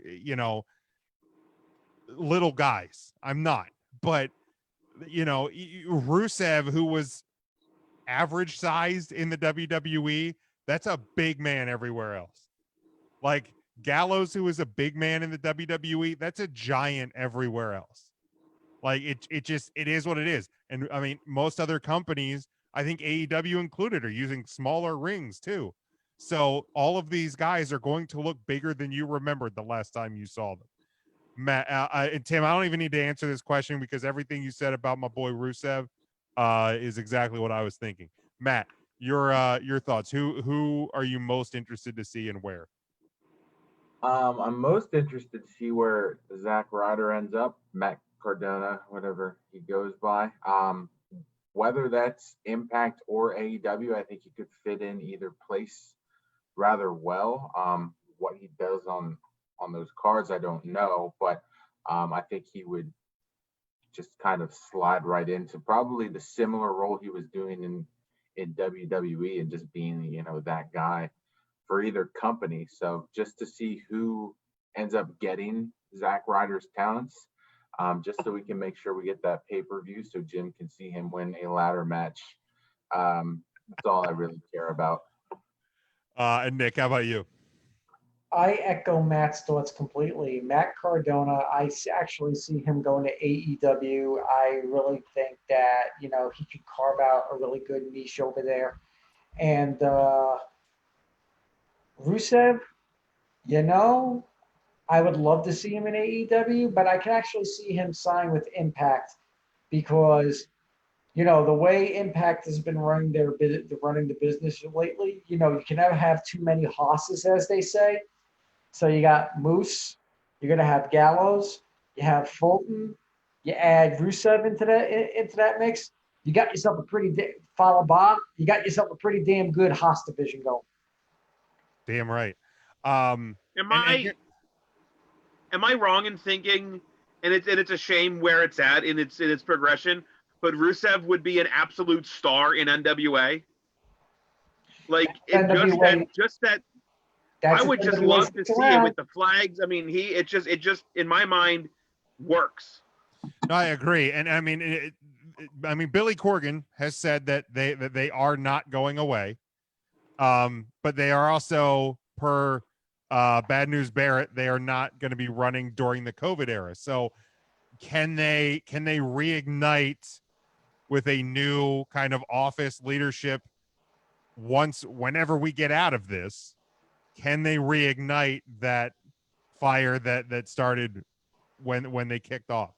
That's going to be the real question. Like, I enjoyed it. I enjoyed what they were doing, but can they recapture it? See, the problem though is they already lost Ricky Starks, who I thought was going to be a main player in NWA. He ended up signing AEW. Last night we saw Eddie Kingston, the best damn guy on the mic, bar none, show up at AEW. Would not be surprised if he signs with them. Zicky Dice, their NWA television champion, he left. He left right now. Looks like he's going to be signing with Ring of Honor, last I heard. So you're talking about three main guys who they were building their roster around that upped and left. Oh, Cabana. So, yeah, Cabanjo. He gone. Yeah, and I mean, therein lies the problem with not running shows. I don't discredit them for it, but therein lies the problem is guys, if they can find and there are companies that want them, then they're going to find places to work. So therein lies the problem for the NWA. But Matt Cardona, Zack Ryder, I think absolutely fits best in AEW because, as we've discussed for a long time, AEW is the sports entertainment alternative to WWE sports entertainment. Matt Cardona is a sports entertainer. I think he would thrive there and be just fine. Absolutely. I mean, you don't keep a job with the WWE for as long as he did if you're not good. I know I shit on him, but you're not gonna stay and be featured in multiple ways if you're not good enough. The man got a Funko Pop made for him. I mean, he's got to be good. There's only one exception to that rule, and that's Eva Marie. I was just about to catch you in that one. I was ready. I was like, so you're telling me. Anyway, speaking, great transition. Getting better. She's training with Spanky. I saw her in a video. She's doing fine. Great transition, Matt, because I do want to talk about women's wrestling, and there was the WWE on Fox account, which had brought us to the men's Mount Rushmore discussion weeks ago. posted the same question for women's wrestling. And I know when we did the men's discussion, we were kind of like spitballing a little bit what would be our top four, but we never really laid it out. So we'll go around. We'll work in reverse order. I'll go to Nick first. Your female wrestling. I'm not going to just stick to WWE. I'm going to go female women's wrestling. Your women's Mount Rushmore. Nick, go ahead. Fabulous Moolah, obviously. I mean, she may have gotten a bad rap lately, but you know, she was the paragon of women's wrestling for an extremely long time. Trish Stratus, Lita. Fourth one's tough. Fourth one is tough. But I'm going to say Wendy Richter. Very good. I was curious because you are older than all of us here and the rest of the group. I was curious to see how and I'm as the rest of them shape out. I'm curious to see if any of the older talent end up there. Nick, Matt, who was your first one? Fabulous Moolah. Moolah, okay. Now, a lot of people would probably, yeah, I am older than you guys, no, bar none. But, a lot of people are probably shocked why I didn't say Mae Young. It was, it was close. I remember when Jim posed this question, on your guys' Facebook page, I sat there and I debated with myself, in which the voices in my head were talking a lot, between Fabulous Moolah, Mae Young, Wendy, people, women's wrestlers I grew up with. I mean, I came close to putting down Sherry Martell's name. I came close to putting down Medusa Michelli / Lundra Blaze's name. If you want to go Joshi Japanese, I could have put down Bull Nakano's name. If I were, with regards to that. There are so many wrestlers that you can pick from. It's completely arbitrary. And on that note, my arbitrary time on the show must come to an end, guys. I'm sorry, I really have to depart. My kids have to go to sleep. Oh, no problem. But I want to thank you guys for allowing me to invade 3 Count Thursday for a night. Hopefully, I've earned the respect of you 4 gents to be allowed back in for more guest appearances and stuff like that. And plus the fact me and Jim still have to have another one-on-one down the road. Oh, no doubt. But thank you guys. And to all the fans out there, please, if you don't follow them, 3 Count Thursday, Facebook, Twitter, Twitch, Patreon, whatever. These guys are the best. We'll never say a bad thing about them. Jim once in a blue moon. But, that's how it always is. All right, gentlemen. All good, man. Have a good night. Thanks for Have a joining. good night. Thank you, brother. Matt, who would be your Mount Rushmore female wrestling? So I actually do have Mae Young on mine. I think that's one that's kind of a staple. I have Chyna, I have Trish Stratus, and then my fourth, it was really close. I almost had Steph McMahon. But then when you said doesn't have to be WWE, I had to give that fourth spot to Gail Kim. Very good. China. Ryan, how about you? Boy, this one was much harder than I thought it would be.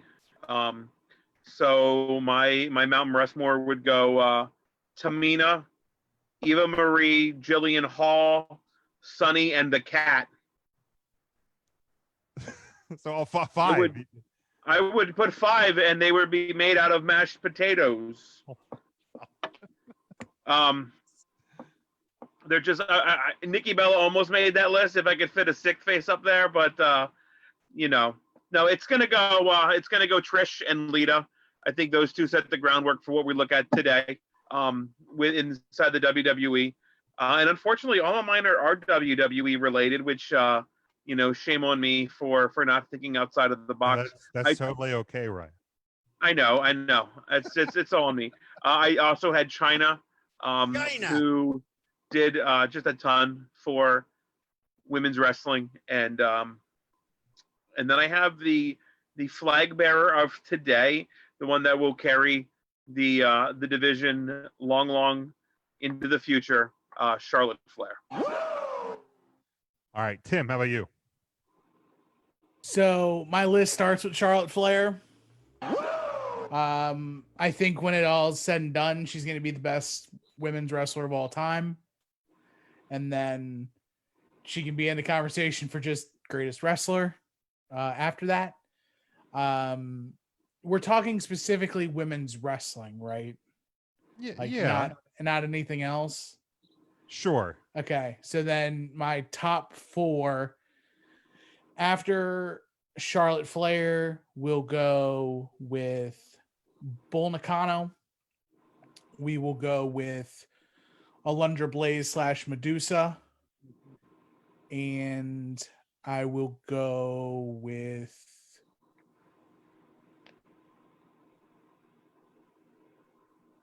I will go Molly Holly. Oh, solid. Love Molly Holly. Solid. Mine, of course, is Nikki Bella, Natalia, Nikki Bella, Nikki Bella. If I had a fifth one, I would go back to Natalia for one more. No, mine are Medusa / Alundra Blaze, Trish Stratus, China, and Charlotte Flair. For me, and it's not to discredit Moolah or Mae Young, but for me, it's and I think I even kind of took this approach a bit with the men's Mount Rushmore. Is there's more of an impact on me if I've watched you wrestle and I've been part of your career. It was hard for me to leave off Lita. Like if you could kind of do like a split face for Trish and Lita, because I feel like they go hand in hand with each other. Like they it was those two and everybody else. So it was hard to leave Lita off this list. But Trish for me has always kind of stood ahead when I think of that era of women's wrestling in the WWE. Let's see. Yeah, Charlie had said my Mount Rushmore was Natalia 4 times. Jason says Sable, Nikki Bella, Mandy Rose, Alexa Bliss. I don't know if that's serious or not. Charlie has Mae Young, Wendy, Trish, and you can start carving Charlotte into the mountain. Nikki has Medusa, Wendy, Bull Nakano, and Sensational Sherry. So a couple of interesting responses. Yeah, like for me, I always look at Sherry as a manager.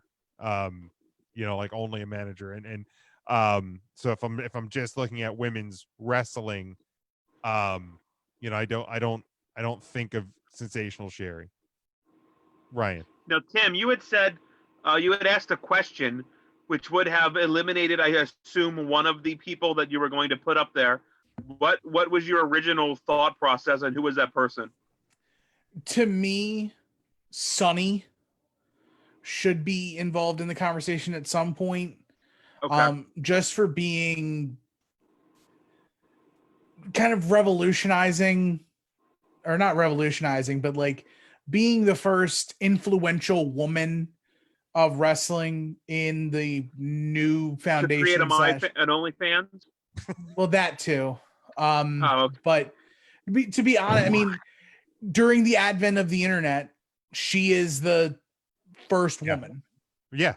I mean, without her, I dare say Playboy's interested in anyone down the road. Does Sable become what Sable was without Sunny? Right. My argument would probably be no. I see. Jokes aside, I see where you're going with Sunny in that discussion. Is there a woman in your mind that just always gets left out of the equation? Maybe not Mount Rushmore worthy, but was very impactful in the formative years or anything. that just doesn't get brought up in this conversation? I have one in mind. Miss Jackie. Oh, that's a great one. Ryan, who was yours? First black female, real big superstar. Like Jacqueline. Okay. Jacqueline. Not Jackie Gata. I want to be. I thought you meant. I was like, where are you going with this? Like from Tough Enough 1, Jackie Gata? Is that? Yeah, Tough Enough 2, Jackie Gata. Sorry, my bad. Ryan, who was yours? Luna Vachon. Nikki had that in the comments. Luna Vachon. Okay. That's a great one. I probably would have put Molly Holly in that group if Tim fair. hadn't put her on his. Because she was. I mean, we saw it. When she has made her appearances, even lately, albeit brief, like she's still good. Matt, don't doubt. Did anyone say like Beth Phoenix? No. Good call. I think that Beth Phoenix's body of work is too small. Yeah. On a main scale. And does it hurt? Does it hurt Beth Phoenix that she was kind of in the Divas era? I don't think so, because she was a part of the Divas era. Because I mean, they're gonna get a lot of crap, but like the Divas era then isn't the same Divas era as like the early 2000s. Melina could work. That's fair. Yeah. Melina could work. Beth worked. But I mean, when Candice Michelle came into her own. Yeah, I mean, I'm definitely not discrediting Beth Phoenix. I'm just saying, like, people. I think the whole Divas area is around that. The whole Divas era. I think it's spoiled by what it ended up being at the end. Yeah, and as we've discussed at times, like, and I know Tim, you've taken a much, harder stance than a lot of people with AJ Lee. Is because a lot of people are like, man, if AJ Lee could be in the women's division now, it'd be incredible. And you've often argued that would she be? She looked great because of the division that she was in versus how was she that great? Jason says Mickey James is one. Yeah, that's a really good one. Charlie says Michelle McCool gets overlooked. Melina, he says as well. Michelle McCool. There's some definite strong names that if you were to build like a quote unquote lower level of Mount Rushmore, that the names are there. But it's no different. Like when we were talking about the men's ones, like there's some names that are they're just at the top. It's not discrediting those that don't make it. It's just there's certain ones that are just above and beyond. Any other thoughts to this topic? I have one more thing. I know we're at 10 o'clock. No, Victoria was the other name that I thought of real quick. Victoria. Yep. And even like beyond that, like ring announcers, commentary, stuff like that, that backstage interviewers, there's plenty of people that you could throw out there. The work that Renee Young has done, kind of like being as fluid as she is with, from backstage to commentary to kind of all over the place. I don't think it's deserving necessarily of a Mount Rushmore, but she is certainly someone that probably her work gets overlooked. Great call. Yeah, 100%. And since we're talking about women's wrestling, it was announced last night during Dynamite that AEW, there will be a women's tag team tournament this summer known as the Deadly Draw. It will feature 8 teams, of course, 16 women. And